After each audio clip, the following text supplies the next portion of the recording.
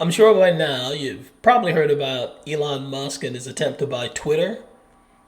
What you might not have heard about is the SEC and Department of Justice all of a sudden being interested in digging into Tesla and kicking the tires, so to speak, and which has nothing to do with Elon's attempt to buy a website. To be honest, to me, it's showing what the government's really afraid of. It's not the first. It's not the Second Amendment. I think it's the First Amendment. But it's proving the old adage is true that the pen is mightier than the sword. Let's talk about it.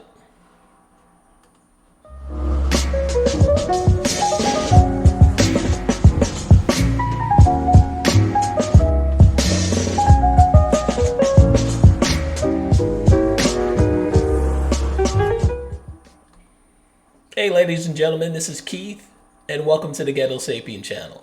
Like I said, it's going back to the old adage: the pen is mightier than the sword. When you don't study history and you don't know what's going on, you don't realize it really does repeat itself. At least in general, it does, because human behavior doesn't change, so it gets easy to predict what humans will do in certain situations. So that's why old adages still tend to be true. Let's look it up first. And I'll admit, I used to think that that the quote was from one of the founding fathers. I didn't realize who it was really from until I started, reading a bit about it. So let's see what it says. The pen is mightier than the sword. It's, an adage created by English author Edward Bulwer Lytton in 1893. And I mean, we pretty much, you could figure it out for itself. It's indicating that the written word is more effective than violence as a tool for communicating a point. In some interpretations, written communication can refer to administrative power or an independent news media. I think they're kind of patting themselves on the back here. Anyway, origin. The sentence, and this is what I found interesting. It says the sentence was coined by English author, we know, Edward Bulwer Lytton in 1839 for his play Richelieu or The Conspiracy. That's interesting right there. So, a little bit of history, that I'm sharing here because I kind of like history, I find it interesting. Okay, so back to our story.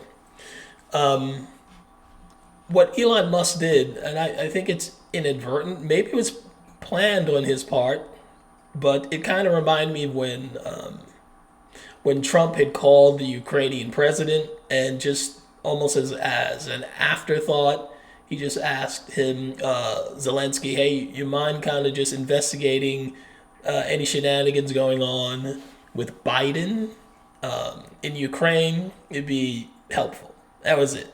Just brief like that. And the powers that be freaked out. Yeah, I bet Trump had no idea that would be the catalyst for his first impeachment. And the reason why is because without knowing it, he touched a nerve, I think. And it set in motion a desperate attempt by the oligarchs running this country.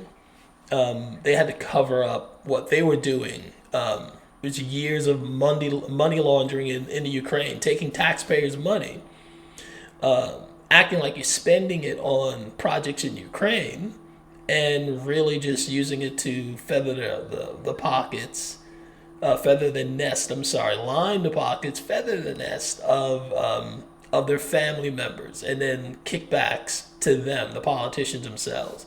Kerry is involved, from what I understand, quite a bit, as well as the Biden family. I think I might have heard Romney might have had some dealings with it. So it's nonpartisan corruption, and people should be leery, first of all, because of Ukraine. I don't want to get too much into Ukraine because it's kind of off track, but it's just, you should have been suspicious that it's one of the poorest countries in Europe, almost like the Haiti of Europe. Tons of money goes through it, doesn't help anybody. That's a sign that the wrong people are getting involved.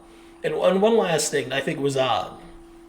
was I wonder if Zelensky knew there was corruption going on with the Biden family when the time when Trump called him, and Zelensky watched the impeachment of a man he knew was innocent and just sat there and did nothing.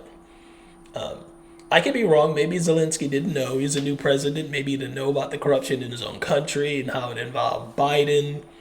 But I wonder, you know.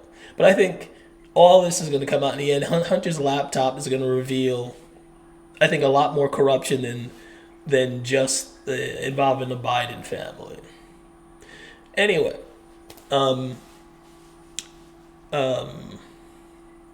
Elon's offer for controlling shares of Twitter is pretty generous, to be honest. It's 54.20. From what I hear, the 420 is some sort of inside joke about marijuana or whatever. That sounds like something Mr. Musk would do. But that price is high. It's a premium. I mean, look at what Goldman Sachs said about and the value of Twitter.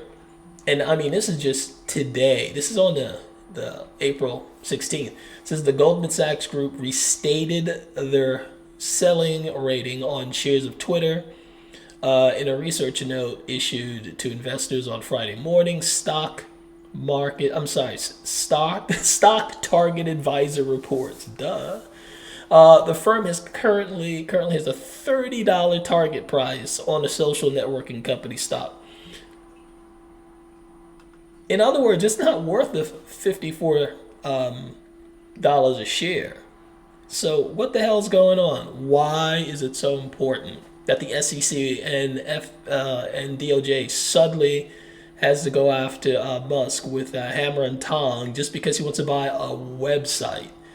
It's telling me there's way more going on than just a website. Yeah, I mean, they're revealing their hand, and some people are picking up on it. Just check out this, let's see, where is it? Yeah, Charlie Gasparino. He used to be on Fox. I think he still might be on. I haven't watched Fox in a little bit. But here's what he says. He was on Neil Cavuto's show. He said, end quote, he's under investigation. Joint investigation by the DOJ and SEC over lots of stuff, including some of the stuff involving how he went about accumulating his shares for fascist Twitter. And I'm sure that's something the Gasparino tossed in here. But he's right. Fascist Twitter, and how he disclosed that, whether he properly discloses his intentions, which is obviously a full takeover. Also, some of the stuff with Tesla, just disclosures there. Gasparino continued.